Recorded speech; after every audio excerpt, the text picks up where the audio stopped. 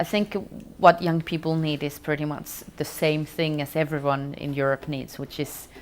more jobs,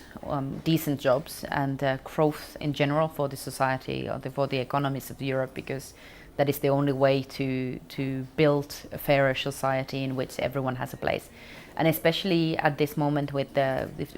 absolutely horrific figures of youth unemployment across Europe, we're having almost 14 million young people out of work or education. It is extremely important that we talk about jobs and creation of jobs. Well, we've been talking for a long time, we've been campaigning for a long time for European-wide youth guarantee, and the youth guarantee is something that is really our proposal and has been our proposal for the last 5 years, that we really invest in the future of young people in a way that we guarantee that everyone has a job, everyone has a place in a society. What makes it different from the, let's say, right of Europe, center-right Europe, is that we actually also talk about money when it comes to job creation, which is not just that we say that there should be a job for everyone, but we really are saying that we need to invest in it and we need to have European funds made available for the youth guarantee. Not the 6 billion that are now there, but we're talking about a lot higher resources that need to be made available. I would claim that there is not a lack of resources in Europe, it's a lack of political will to have made those funds available. We are very, very wealthy continent with the very wealthy nations. It's a question of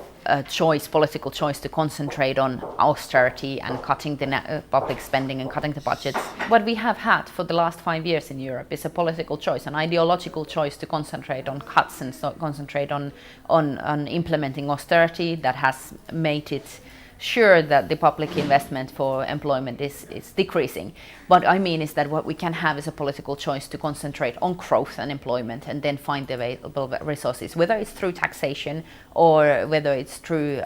other measures. Other available measure is the European Social Fund, as you mentioned. There is a lot of unused resources inside the European Social Fund, and directing them more towards the youth unemployment projects and directing them towards youth unemployment, also looking at the necessity for self-financing, at least at the levels that they are now, would actually free some of the resources for use for the projects in the countries that are most direly in the need for these resources at the moment would be a choice. I think it's a really big shame that in countries like my home country, like Finland, where a word solidarity, which is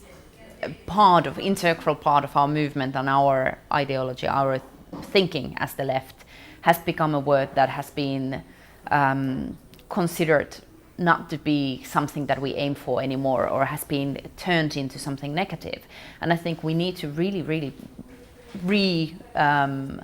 use it or re-emerge the word and use the word solidarity again in Europe. We really need to realize that all of us, also us in the rich countries, benefit from the European Union, and we can't really